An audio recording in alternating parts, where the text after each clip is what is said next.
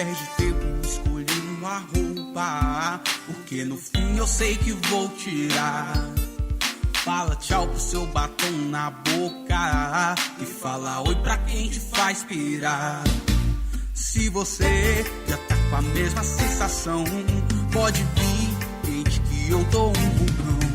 Tá descontrolada toda essa tara e não para porque a coisa ficou mara. Vou te ganhar no cansaço, no cansaço, no cansaço. Vamos fazer um regaço, um regaço, um regaço. Colarinha dos amassos, amassos, amassos. Vamos fazer um regaço, um regaço, um regaço.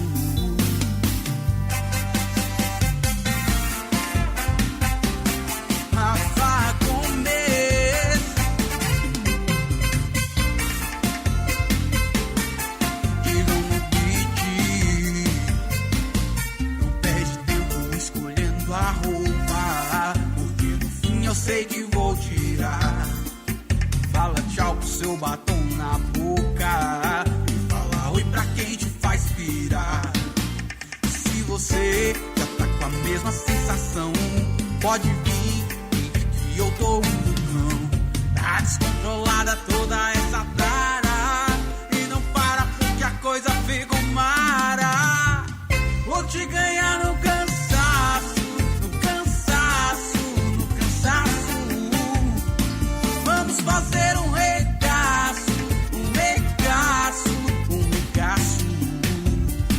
Voar em altos amassos, amassos, amassos. Vamos fazer um regaço, um regaço, um regaço. The views, opinions, and representations expressed on the Night Dreams Talk Radio Network and its website are those of the hosts, guests, and participants, and are not necessarily those of or endorsed by the network, its affiliated stations and broadcasts, the management, other hosts, or advertisers of the network. The shows found on the Night Dreams Talk Radio Network can, but do not necessarily, promote any particular lifestyle, belief, religion, political affiliation, or other personal practice. These shows are for entertainment purposes only and are not intended to treat, diagnose, and or claim any cure of disease or condition or give any medical or legal advice.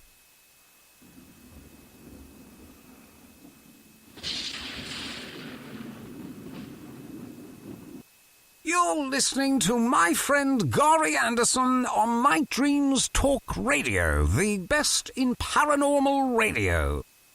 Well, thank you, John. I can't say the best. I can certainly say it's absolutely not the worst. Well, good morning or good evening, depending on your time zone. This is Gary from Night Dreams Talk Radio After Dark. Tonight, we got a great couple guests tonight. We have, Marc Cruhman, who wrote a book about Star Trek, and then I got a very special guest coming on about 10 minutes after the hour. We'll be right back after this. Do you have a paranormal story you want to share on Night Dreams Talk Radio? You could be a guest. Email us at nightdreamstalkradio@gmail.com. If you would like to hear Night Dreams Talk Radio on your local radio station, let them know.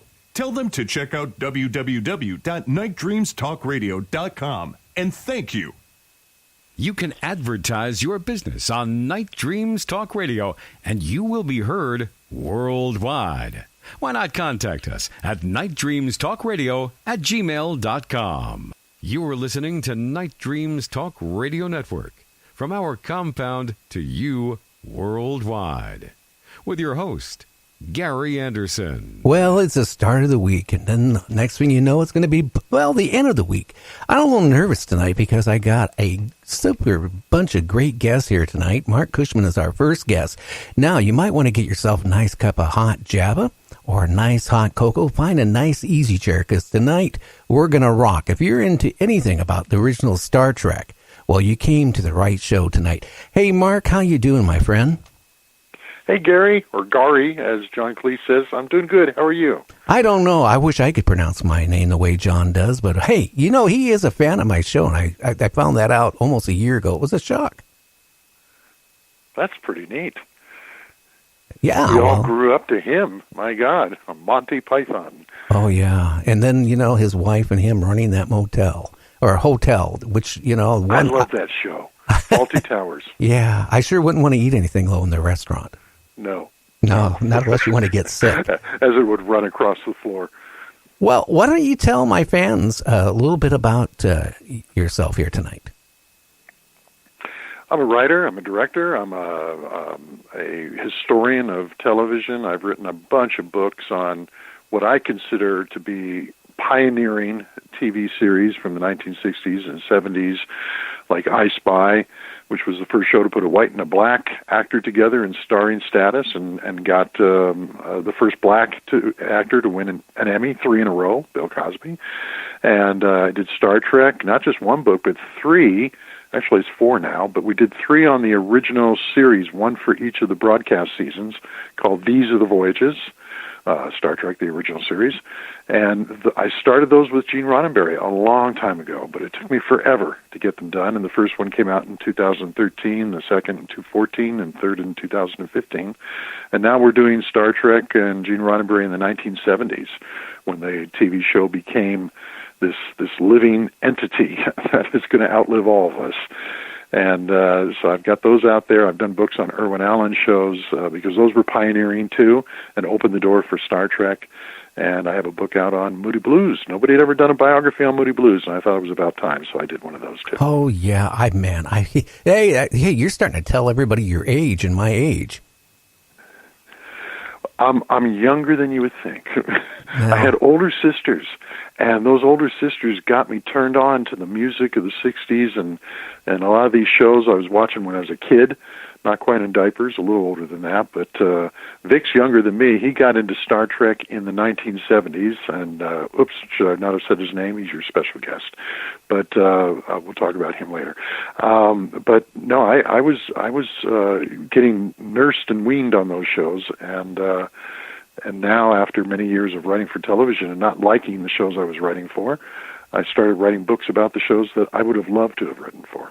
Oh, yeah. Yeah, I don't know. I think they lost something, and maybe it's just me, but in the last 10 years, TV isn't as good, as it used to be. Maybe they got fake blood digitized so much better. Yeah. But the show plots... It's become synthetic, and everything's a copy of something else. Not everything. I mean, you have the Games of Thrones, which is original, and Dexter was original, and things, Breaking Bad, certainly.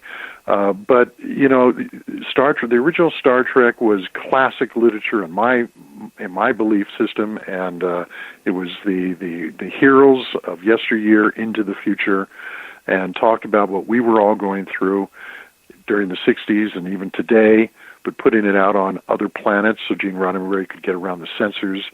And, it's family. You'd watch these shows and you couldn't wait to spend more time with those people. And you don't always feel that way. I was watching House of Cards for a while. Well done show. But it's like I would feel like I need to take a shower after watching each one of those.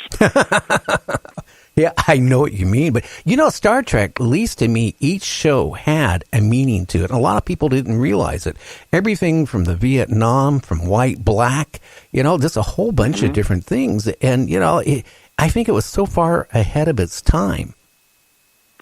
Gene Roddenberry was very into theme, and most television producers aren't. They're into gimmicks, they're into plot, but he wanted to make a statement with every single episode.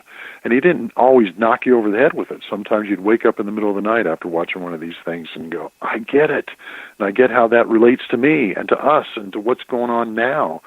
And so he was using television and science fiction in a very responsible way to communicate stories that, especially back then, you couldn't do on network television. And even now, you can't do them because if you start hitting people with too much theme right up front, they close their eyes and they close their ears. So if you use science fiction responsibly, as Roddenberry did, you can sneak these messages through to the subconscious.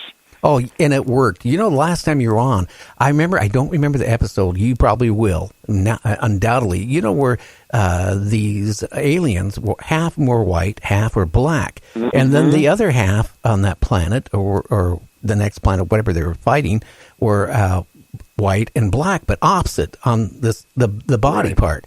And, it didn't... Let That Be Your Last Battlefield was the name of the episode, 1968.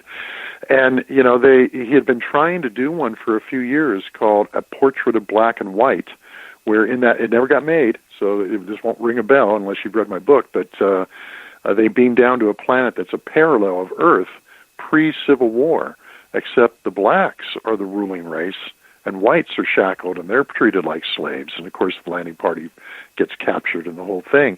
And NBC just would not make that episode. So finally, in the third season, they decided, well, we're going to make our racial statement show. And so they did it that way, where, well, he's white on the left side. All of his people are white on the left side. My people are white on the right side. And it was just a beautiful way of talking about the absurdities of racial prejudice, as only science fiction can do it. Well, remember Planet of the Apes, where the apes actually took over, and the humans were then the slaves and the lower species? Mm-hmm. People were really upset about that when they saw that in the movie. I mean, they were protesting at that time. Could you imagine if Star Trek would have, like you mentioned, did one of the Civil War where everything was flipped over, and instead of being the whites, it was the blacks, and it would have never gone.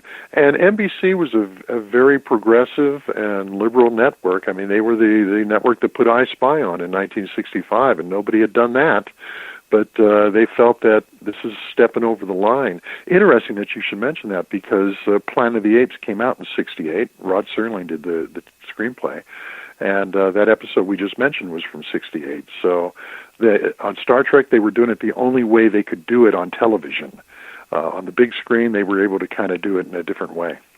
But you know what? I'm just wondering how many people didn't catch on. I'll be honest with you. When I remember watching the original episode, I didn't catch on. It didn't catch on to we talked the last time you were on the show, and then naturally, one of the shows I watch on the weekend is the old Star Treks, and there it was. And then I go, oh my God, now I figured that one out. Well, I got that one, and I was probably around 15. And so I got that one when it aired, but I didn't get that Planet of the Apes was making a statement about racism. I just thought it was making a statement about monkeys. Yeah, well, I don't know, but I remember they were protesting.